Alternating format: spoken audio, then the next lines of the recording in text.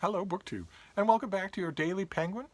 This is our March of the Penguins, our waddle through my Penguin Classic collection. We are going book by book, author by author, as much as I can, day by day. I didn't think I'd be doing any Penguin videos this weekend, but it turned out otherwise. And we have been going through this week some medieval writers. And that is our fate for I think next week as well. We've been going through some medieval writers that outside of our little bookish community, probably nobody has heard of these people. And that's a shame. I think there's a lot of value, a lot of interest, a lot of entertainment to be had in a lot of these writings, even though some of these old Penguin mass market paperbacks do their best job at making them look unattractive, making them look unappealing. But the book we're doing today is also medieval. It was probably pulled together, probably started to be recited in something like its current form in 8800 or 8900, something like that. But unlike all of the other names that have come up this week, this one has a higher name recognition, much higher. Now, this is Beowulf. And we have a number of books to go through today. This is the Penguin Classic Beowulf. The translation here is by David Wright. This is from 1957. This is a stark cover, but a good one. A Sutton Hoo mask there. But then Penguin updated this with a translation by Michael Alexander from 1970 something or other that has again a beautiful cover. This translation is from 1973, and for all I know, Penguin does a later Beowulf. They probably do, right? I stopped with these two. And these two are on my shelf because they're two different translations of the same 3,000 lines from 1,000 something years ago. And everybody knows this story because there are elements of it. There are bits and pieces of it that can break down into very relatable fantasy material. A monster that is haunting a great hall and killing men every night, and a great warrior, a supernaturally strong warrior who is called upon to defend the hall and who manages to succeed and tears the monster's arm off and then has to fight the monster's mother and then many years later has to fight a dragon, the ultimate in a fantasy cliche. And it all starts here, or a great deal of it does. And I wanted to go through these because these are we have had two active concerns here with the March of the Penguins in 2020.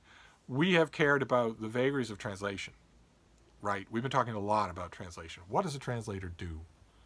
They have two paths they can follow, and the paths diverge more and more the further along them you go. So finding a crossroads between them is difficult to do.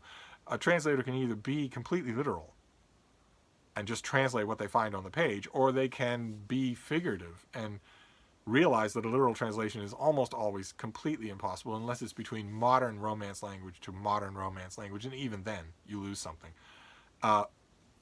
The translator can sort of acknowledge that that's true and instead give you a distilled essence, a feel, an atmosphere, and hope for the best. And we've seen that with ancient Greece, with ancient Rome, with ancient Egypt.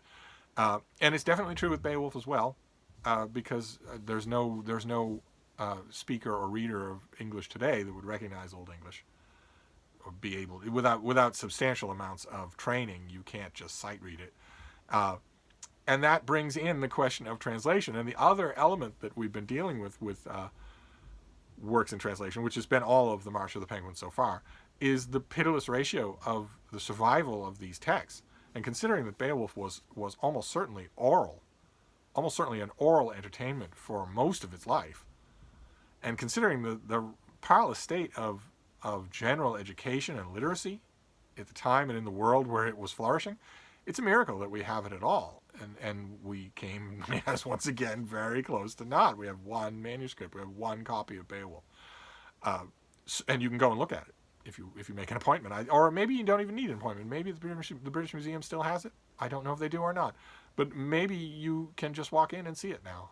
That would be insane, in my opinion, but maybe you can. Well, not now, of course, because the museum's closed. But I thought we'd go through these and give a look-see and see what you think of the various styles. I'm not gonna punish you with the whole of them. We'll read the opening invocation for these. So we'll start with the David Wright translation, which is from 60 years ago, something like that. And the first word of Beowulf always presents translators with a challenge. The first word is it's not really a word, it's more like a stage direction. And it what you do with it will often set the tone. Believe it or not, that single utterance will often set the tone for what you're going to try to do in the book, for the tone you're going to set throughout the book. It's actually true with Homer as well, especially the Odyssey, but also the Iliad, and also with Virgil's Aeneid, Our Arms and the Man I Sing. The beginning of those things, you can look at how a translator does it and realize, okay, make some guesses about how they're going to go on with their translation. Now, David Wright's translation of Beowulf is prose. It's not verse. So, and his opening paragraph is this: Here, we know of the bygone glory of the Danish kings and the heroic exploits of those princes. Shield-chefing, in the face of hostile armies, used often to bring nations into subjection and strike terror into the hearts of their leaders. In the beginning he had been picked up as a castaway, but he afterwards found consolation for this misfortune, for his power and fame increased until each of his overseas neighbors was forced to submit and pay him tribute. He was an excellent king. And that's a bit wordy, right? And it's a bit fussy in a way that smells of a bookish library rather than a mead hall from 1,000 years ago. What do we have here? Used often to bring nations into subjection. Used often to bring nations into subjection. It might have been common scholarly parlance for the day, but we would never use that. It would be often used to. Used often, it's odd and fussy, and it goes on from there, right? He'd been picked up as a castaway, but he afterwards found consolation for this misfortune. Words and phrasing like that is very stodgy. And if you guessed all those things about this translation, you would be right. It's a good, solid prose English translation that will give students, who I imagine were its primary imagined audience, a great idea of what happens in Beowulf for an age 1957, long before there was Wikipedia, long before there was YouTube and reenactments done by students on YouTube. It'll give them an idea of what's going on, a very good idea of that. There's a wonderful introduction, there are some good notes, but it won't give them any idea of the flavor of this thing. It won't give them any idea of why anybody would bother to save it, why anybody would love it so much as to copy it over and over again. So we'll move on 20 years to the Michael Alexander translation. We'll see if this is any better. You get a much longer introduction here, much more in the way of critical apparatus. And also, this has a lot less of the feel of ration paper and binding than this does. If you open this wide on the inside, you would probably crack the spine, whereas this is more like the stereotypical penguin. And this is how Michael Alexander opens Beowulf. Attend. We have heard of the thrivings of the... This is in verse, by the way. We have heard of the thrivings of the throne of Denmark, how the folk king flourished in former days, how those royal athelings earned that glory. Was it not shield-chefing that took the halls, took mead benches, taught encroaching foes to fear him, who, found in childhood, lacked clothing? Yet he lived and prospered, grew in strength and stature under the heavens, until the clans settled in the sea-coast neighboring over the whale road, all must obey him and give tribute. He was a good king, with an exclamation point. And here we have much closer to the ideas and the phrasings and the ideology. Notice the first translation we have, whale road, anything like that. The typical thing from the Old English period, using stuff like that, phrases like that for the ocean. The ocean is not referred to as the ocean, it's referred to as the whale road. And so on and so forth. Phrases like that. Inventive, innovative ways to refer to some normal thing like that. Crow's repast, raven's fun, that sort of thing. That are meant to sort of engage your audience. What is that? Ooh, that's a good way to put that.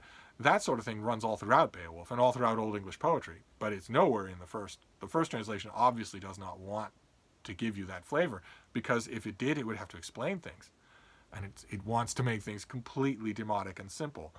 This translation clearly does not want to do that. This translation clearly wants to bring you a little bit closer to the feel of the original, which is what we're talking about when we talk about the two roads of translation.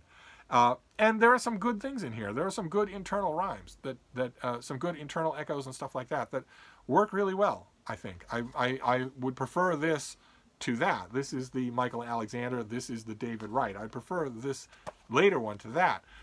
But they both feel anticlimactic in a way. Because in my opinion, the greatest translation that Beowulf has had in its entire time being translated to English happened in the year 2000, and it wasn't Penguin. It was W. W. Norton. And W. W. Norton has another route to go when it comes to reprinting their translations down the line. Viking, for instance, will often new translations in Viking will go to Penguin. They will become the Penguin Classic translation. But Norton has the Norton Critical Editions. They have the Norton Introduction to English Literature. Those are big money-making items on their own, and they're in every school in the world, in the English-speaking world.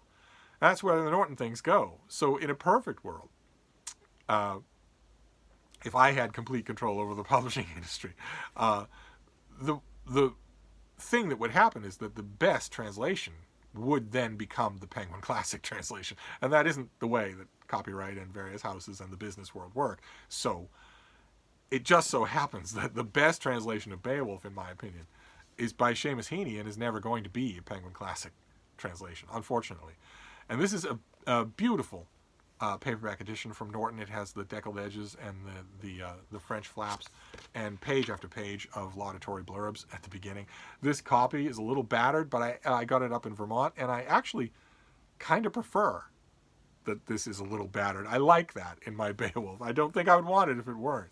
I think I also somewhere have the Norton Critical Edition, Beowulf, with all sorts of essays. Somewhere I believe I have that, but this is the one that I go to because I don't so much go back to those essays as I go back to this poem. And so I thought that our Daily Penguin today, that you would forgive me if our Daily Penguin today of all days ended with something that is not a Penguin Classic. I wish that it were. I wish the Seamus Heaney translation were in the Penguin Classic, but unfortunately I don't think it ever will be. But I couldn't let this go without reading you how he opens Beowulf. And we heard, what was it again? David Wright gave us, in his prose translation, he gave us "here" with an exclamation point. And Michael Alexander, let's see here, he gave us a variation on that, also with an exclamation point. Attend!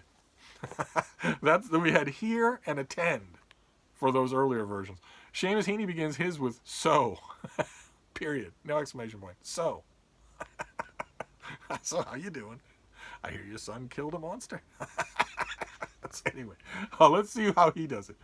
So, and also I should mention this Norton edition because you should have it. You absolutely should have it. And the one thing you probably won't have, I don't remember if the Norton Critical Edition does this, but the Norton paperback and hardcover are bilingual. So you get the Old English on the page if you want it. I think it adds a wonderful touch of just having the breadth of the weird world of all those centuries ago right there next to what you're reading. I think that's just amazing. There's precious little about this edition that I don't love. But this is how Seamus Heaney starts this thing. So, the spear Danes in days gone by, and the kings who ruled them had courage and greatness. We have heard of those princes' heroic campaigns. There was Shield Sheafson, scourge of many tribes, a wrecker of mead benches, rampaging among foes. This terror of the hall troops had come far. A foundling to start with, he would flourish later on as his powers waxed and his worth was proved. In the end, each clan on the outlying coast beyond the Whale Road had to yield to him and began to pay tribute. That was one good king. There's a dourness there. There's a very much a poling away from perhaps anachronistic King Richard's Fair style, hail and well met wassail, towards a different atmosphere, a different picturing of what this poem would have been like and the world that it would have been born in. I think that's lovely. I think that's fantastic. And no matter which of these three appeals to you, and there are, God knows, plenty of other Beowulfs to choose from. I think I have two more in this place right here. No matter which of them appeals to you, it immediately brings back into focus the question of translation. I've talked about translation the whole of my literary career.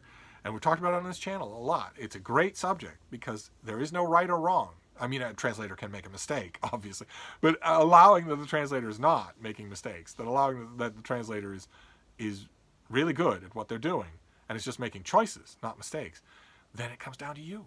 It comes down to what you like to read. Which translation is your favorite? That is so much fun to me.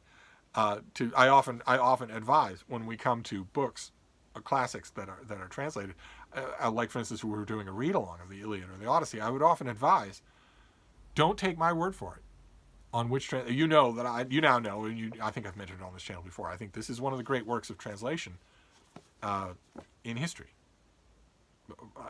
fit to go into Translation Hall of Fame. But you shouldn't take my word for any of these things, and that's why often when we're talking about these things, I will suggest go to your library or your bookstore and look at all of the available translations of a certain work, and don't bother with the professional credentials of anybody involved. Just look at those translations, read them to yourselves, read them out loud, and decide which of them you like. That's the whole point here. You can go back to the other translations some other time. Pick the one you like. So of course, for me, I have a favorite, and in this instance, it's not the Penguin Classics. I have them for the introduction of the notes and whatnot, and for a couple of the choices. A couple of the translating choices for a particular line, a particular lacuna or whatnot, where the translator has to make a choice. They have to make a sort of a leap of their own. Those can be interesting in a very picky, sort of minute way. But when I want Beowulf, I go to the Heaney translation. So I'm going to end with that for today, even though it's not a Penguin Classic. But we'll be back to Penguin Classics tomorrow. Who knows what it'll be then. It won't be Beowulf. We're now done with Beowulf, which is, for the period that we're talking about, probably the towering work. I mean, probably the one that everybody knows or has heard about. The one that J.R.R. Tolkien translated. But we'll move on. We have plenty of other penguins to deal with. They might be less well known, but they'll be a lot of fun. So I'll see you tomorrow. Thank you, BookTube.